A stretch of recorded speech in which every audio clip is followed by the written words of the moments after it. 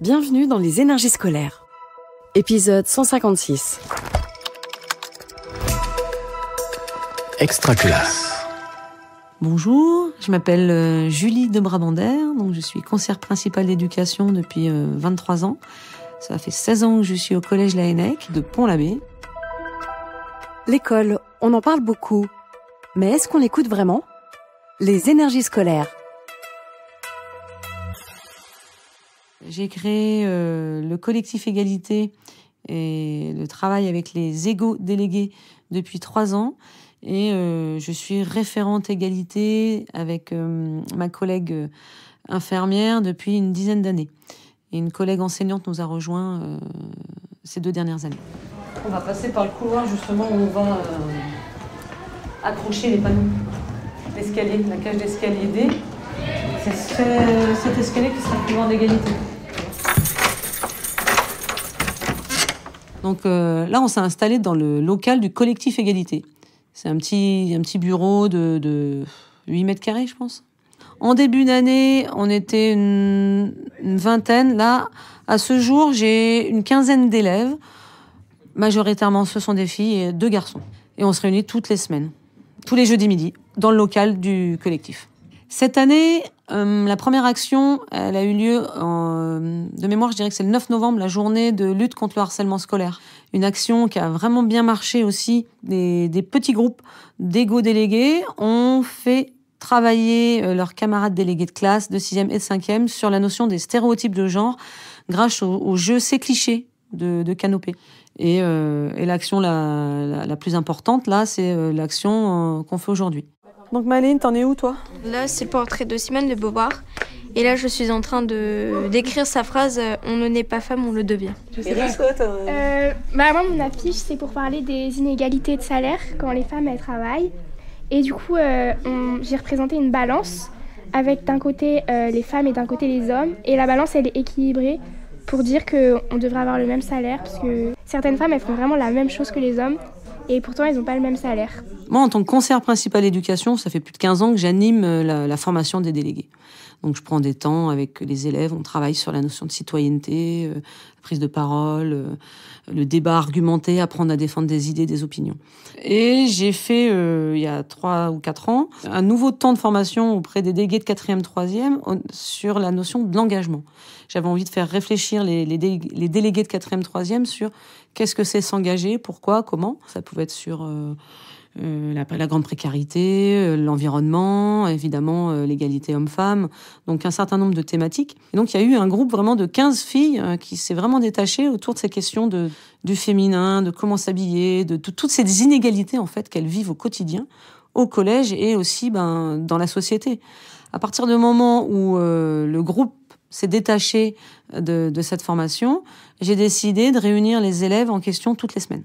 Toutes les semaines, on a réfléchi ensemble des idées de quelles actions on allait mener, qu'est-ce qu'elles voulaient faire, se former aussi, se nourrir, partager des livres, des expériences de culture.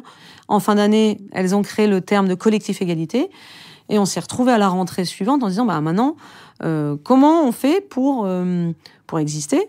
Et moi, je leur ai proposé d'animer avec moi la formation des délégués sur l'engagement. À la fin, les filles, elles ont dit, si vous voulez nous rejoindre, venez, on prend vos noms. Et là, il y a 14 filles qui sont venues s'inscrire, direct. Ce qui est intéressant dans ce travail-là, c'est que c'est au niveau des élèves. On est vraiment au niveau des élèves, d'élève à élève. Et ça, c'est la force du collectif, c'est que c'est les élèves qui parlent aux élèves, qui font, qui proposent. Et nous, on est là pour les accompagner. Je vais mettre la date, puis ensuite j'écris le petit texte et le nom de Simone Veil. Donc c'est Simone Veil, et donc on va écrire 1975. Voilà. Et qu'est-ce qui s'est passé en 75 alors ? Elle a fait l'interruption. Elle a fait en sorte qu'il y ait l'autorisation dans l'interruption volontaire de la grossesse. Super, oui, c'est ça. Ouais. Les inégalités au collège, elles sont là, elles sont présentes, mais elles ne sont pas visibles forcément aux yeux de tous. Les filles les vivent, elles, au quotidien. Mais les garçons ne les perçoivent pas forcément. Et quand, en tant que CPE ou en tant qu'adulte, on doit reprendre ces questions-là, on doit faire preuve de tact, trouver les mots trouver en fait la façon de faire comprendre sans culpabiliser les garçons, sans les rendre responsables de tous les maux, parce que sinon ils vivent mal les choses, ils ne comprennent pas, ils ont un sentiment d'injustice qui va desservir le propos et qui va fédérer encore plus les garçons dans une division, alors que les égo-délégués, derrière les filles, quand elles parlent, elles le disent, c'est leurs amis, ils ont autant d'amis garçons que de filles, elles ont pas envie d'être dans une division, c'est une communauté garçon-fille, donc on travaille ensemble. 1836, c'est l'école primaire pour les filles, 1880, c'est l'enseignement secondaire pour les filles, 1924, c'est le programme scolaire uniformé, le même bac pour tous et pour toutes. En 1975, c'est la mixité obligatoire à l'école. Côté communauté enseignante, nous on travaille, c'est un travail de fourmi. Je trouve que j'ai eu beaucoup plus de réactions de mes collègues en 3 ans avec la parole des élèves qu'une petite équipe d'adultes qui bataille tant bien que mal à faire exister des constats qui sont dans des livres, dans des politiques, pas les politiques, mais les enquêtes de sociologie, parce que on convainc pas les gens comme ça. Puis mon rôle, c'est pas de convaincre, mais parfois on est un peu démunis en tant qu'adultes, acteurs et actrices du système. Pour faire exister, en fait, c'est faire comprendre aux autres acteurs adultes que les inégalités, elles existent. Quand on est très documenté soi-même, on sait les choses, mais de là à emmener une équipe d'adultes, de là à faire changer l'institution, les enseignants, amener à changer vraiment en profondeur les choses, c'est difficile. Mais vaut mieux faire des choses modestes, petit à petit, avec les collègues, que faire peur et de vouloir bousculer les équipes. Il y aura 4 panneaux là, et un là, un là. Bonjour Stéphane, bonjour. Merci pour ta réactivité. C'est super. Un là et un là. On essaye de faire assez haut. Ouais, le plus haut possible. Pour pas qu'il touche après les gars. Parfait. Merci beaucoup. Chaque enfant est particulier, mais ça n'empêche quand même qu'ils ont tous pratiqué une certaine expérience déjà de l'écoute, du débat, de l'échange. On se nourrit de connaissances, de prise de parole dans le groupe. Quand on anime un débat, quand les élèves ils animent un débat devant leurs camarades, ça reste intimidant. Donc ils prennent confiance en eux. Ils arrivent à organiser aussi des projets. Chaque année, là, sur les 3 ans qui viennent de se passer, les élèves ont fait un sujet de leur oral du brevet sur leur expérience du collectif Égalité. Sur la poursuite, je ne sais pas. Je sais que je recroise quand même à la sortie, quand je suis au car, à la sortie, il y a la sortie du lycée, en fait, où les élèves collégiens et lycéens prennent les mêmes bus.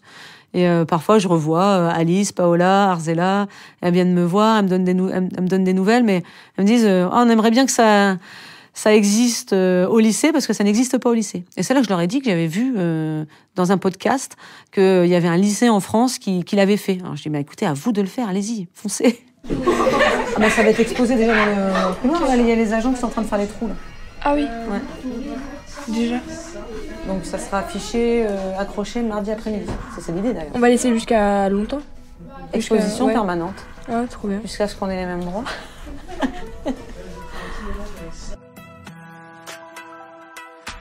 Vous venez d'écouter un épisode des Énergies scolaires. Si ça s'est bien passé, n'hésitez pas à laisser un avis sur votre plateforme d'écoute. À bientôt sur Extra Classe. Une production Réseau Canopé 2025. Extra Classe.